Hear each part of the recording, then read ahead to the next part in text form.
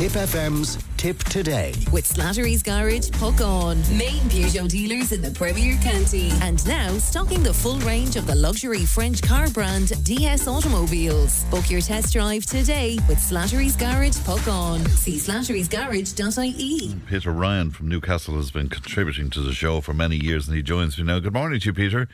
Good morning, Fran. How are you today? I'm very well indeed, and good to talk to you, Peter. And you? You're going to talk to us about the hurling championship, and you think there needs to be some changes to it. Now, as you know, what I know about about sport could be written on a postage stamp, Peter. So what changes do you think needs to be made?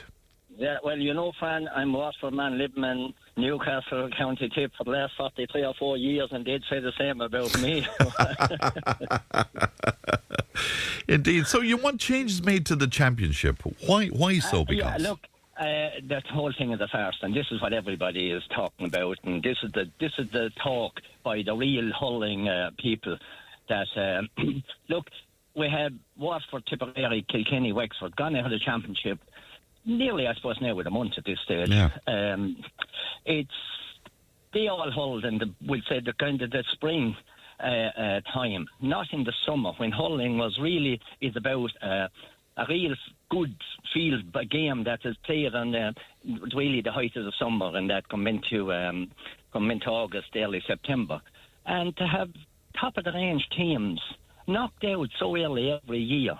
It's just going to ruin the game and ruin the association, in my book. It's scandalous that players that put in an effort training from, we'll say, November to May and gone. To me, that has to change. And what was the reasoning again behind all of it? Was it to make room for the club games? Was that the reasoning behind it? That's what they're telling us. But the reality of it is, Fran, all our best hurlers are in New York and places. The men that are out of the championship, they're on a plane, and I don't blame them. They're right. They get a few pound out there to play, and their skill and their quality is appreciated.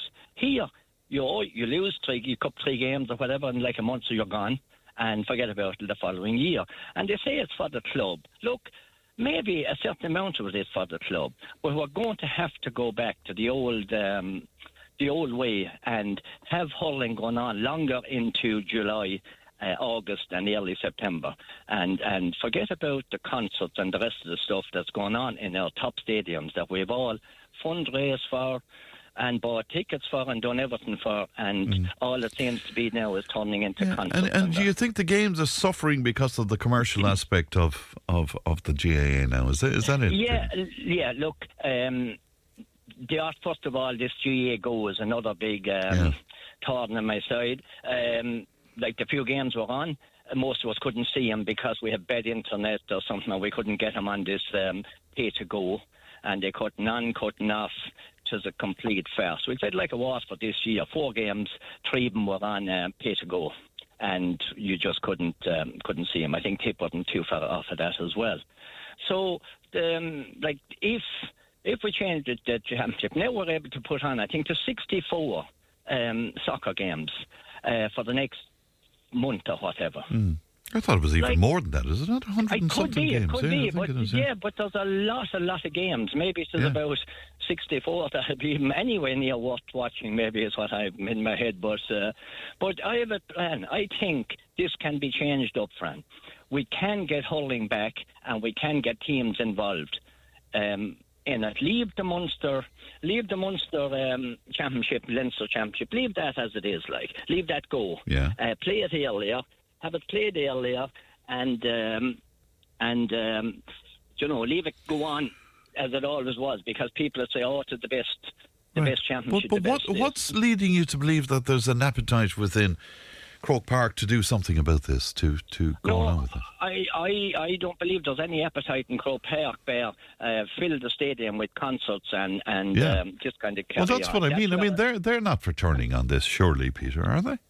Well, if the grassroots turn, then they'll have no choice. I wonder about that, because the grassroots were up in arms about no cash at the Styles, and, having to older people trying to book tickets online and stuff, Yes, but we still all turned up. We didn't protest. We didn't take a stance. We were up in line. A few of us rang the like of yourself and whinged and grumbled, but we didn't take a stance. If we went into a county final and if both teams and clubs and supporters stood outside the gate until they got rid of this rubbish, then we'd make some bit of progress, Fran. And do you think the grassroots of the GAA, do you think this is bubbling under and that might come to pass? This is bubbling big time. Is it? Time. But I think what's really, really after stirring things up a little bit this year is the big guns are gone. The Tipps and the Kilkennys. Like, okay, leave our Waterford go every year, sure, that's nearly what happens to them, man. Even though they're probably the finest hurlers in the country. Real summer hurlers, real skillful hurlers. And, it's okay, leave them off, they're gone. The rest, but this year, when you see Kilkenny gone, Tipp gone, Wexford gone, Waterford gone, and a big fast game between Cork and Offaly coming up in a couple of weeks' time.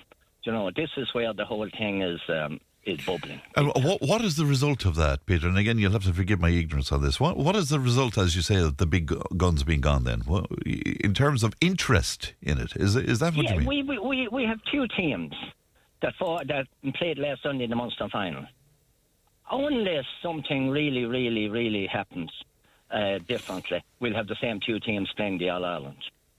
And in between, we'll have a quarter-final of two teams, then the semi-final, and the semi-final will be the losers of the Leinster and Munster playing one another, I'd imagine, again. And, the whole thing is only a couple of teams involved. Hurling is a small enough county interest in our country. So if we keep knocking out and dumping the hurling counties out early in the year, the whole lot of the interest is going to go for.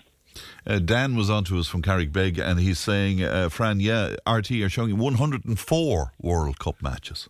Yeah, that's crazy, isn't it? And they only showed one of the Waterford hurling games this year, like, you know. What is that saying? What's that saying to you, Peter? It's just we have lost. It's like look, I won't go into politics, but we just lost the run of ourselves in this country. What we stood for, what we were about, it's just been sold down the Swanee by our politicians and our GA, the people that we always looked up to and thought were the ones that would keep Ireland as Ireland, like, you know. So we're just losing it. Our national game, it's going to go. It's going to completely lose its place in Irish history and that.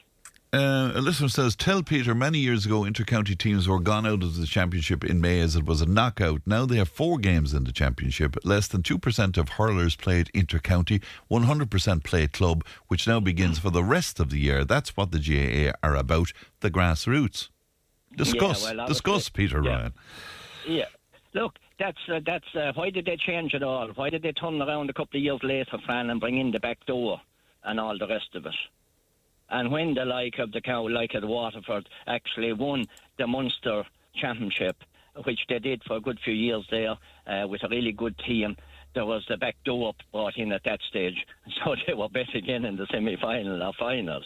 Like, that didn't always happen that teams were out in May. They might have for a short time back.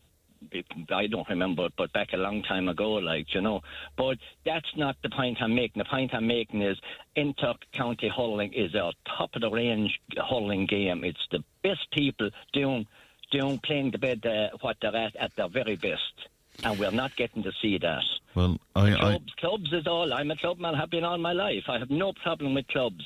But clubs had no problem down through the years winning their county championships at whatever stage no more. It's all freeing up the big pitches for the concerts and the rest of it. I think you might have started a big conversation looking at my screen here, Peter, so we'll see where this goes. Look after yourself, Peter.